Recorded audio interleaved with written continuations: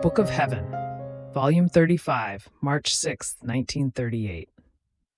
Oppressions and melancholies have no reason to exist in the divine will. They form the clouds, the bitter little drops, which embitter God and the creature. Prodigies of abandonment in the divine volition. How all created things remain animated by one who lives in the Fiat. The sea of the divine volition never ceases to plunge me into its waves, as though wanting nothing to enter into me other than its light, so as to grow in me, by way of light and heat, the life of its will alone. But in spite of all this, I felt oppressed with an air of melancholy because of the circumstances, alas, too painful, of my poor existence down here, which formed as though clouds around me, to prevent me from enjoying the beauty of the light and the gentleness of the warmth in which the soul remains fecundated, reborn, and growing inside her very Creator. And my sweet Jesus, who jealously watches over my poor soul, all goodness told me, "My good daughter, courage. Oppressions, melancholies, the thought of the past, have no reason to exist for one who lives in my will. These are notes that clash with our notes of joy, of peace, and of love, and form feeble sounds which sound unpleasant to our divine ears.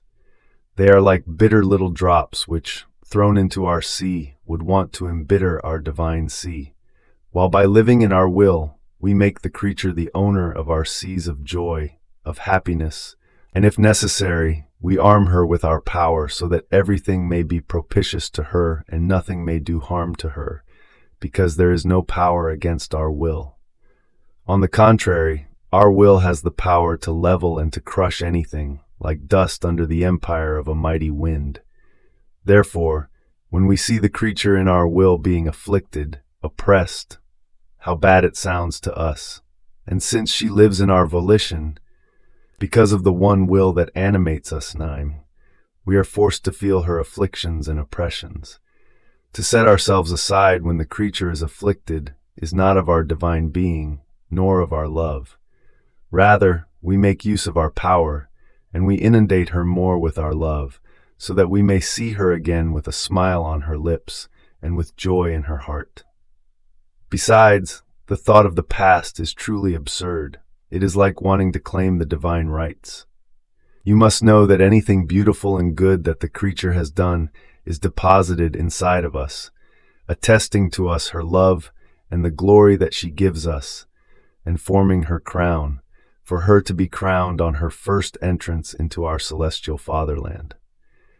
Therefore, the most beautiful act of the creature is to throw herself into our arms, abandon herself, letting us make whatever we want to make of her, in time as well as in eternity. Only then do we take all the delight in making her one of the most beautiful statues that must adorn our celestial Jerusalem. Then he added, "My daughter, when the creature abandons herself in our will, our satisfaction is so great that she pours herself into us and we pour ourselves into her, and we give her new life of ours, new love, new sanctity, and new knowledges of our supreme being. When the creature abandons herself in our divine volition, we can make in her the greatest prodigies, the most surprising graces, because there is our own will in her receiving and depositing what we want to give to the creature. By abandoning herself in our will, she storms heaven, and her empire is such that she imposes herself over our divine being, enclosing it within her littleness, while she, triumphant, encloses herself inside our divine womb. The heavens are stupefied, the angels and the saints remain ecstatic, and all feel a new life flowing in them by virtue of the act of abandonment that the creature has done while still a pilgrim. And we, finding her abandoned in our Fiat, we find that we can do whatever we want in her. She lends herself completely to our power. So we begin the work and form in her soul many little fountains of love, of goodness, of sanctity, of mercy, and so forth, in such a way that when our love wants to love, with our omnipotent breath, we move the little fountains of love, and she loves us, making so much love overflow from the fount as to flood the entire celestial court. When we want to use goodness, mercy, grace. We set these fountains in motion, and the earth is flooded by our goodness and mercy. And some are converted, some receive graces. We could do all this directly by ourselves, but we experience greater delight. We feel more pleasure in using the fountains which we ourselves have formed in the creature. Through her, we feel more moved to use mercy toward all. We have our intermediary between heaven and earth, who, with her abandonment, makes us pour graces and makes us love all creatures with new love. Therefore, the more you are abandoned in our will, the more magnanimous we will be toward you and toward all. And everyone, at least the more disposed, will find new strength, new light, new guidance. I remained surprised, and he added, My good daughter, how I wish that all knew what it means to live in my divine volition. It is such as to seem incredible. But do you know why? Because they don't know what my will is, and the whole series of prodigies that it can do and wants to do in the creature. So not knowing it, they believe it is impossible that my will can do in the creature all that I'm saying. Oh, if they knew it! What it does and says is little.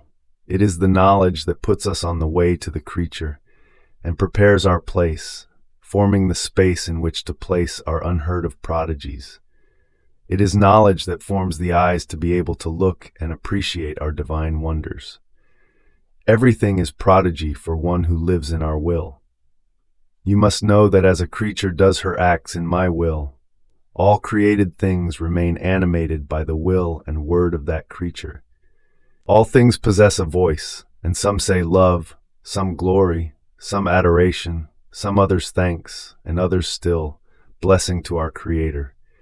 What harmony do they form in the atmosphere? What a sweet enchantment, such that we feel enraptured. But whose voices are those? The voices of one who lives in our will. It happens as when voices and chants are ingeniously enclosed inside instruments of wood and of metal. The instruments sing and speak. It is the same for the one who lives in my will. Her love to see me loved and glorified is such that she encloses her will, her voice and her love inside the created things. And some narrate to me the story of my love, some sing of my glory. It seems that all things have something to tell me, and oh, how happy I feel, because I see that the creature masters the entire creation, and queen as she is, animates everything and makes me loved by everything. Oh, how sweetly it resounds to our divine hearing. I have given everything to her, and she gives me everything, and I return to give her all over again. Fiat.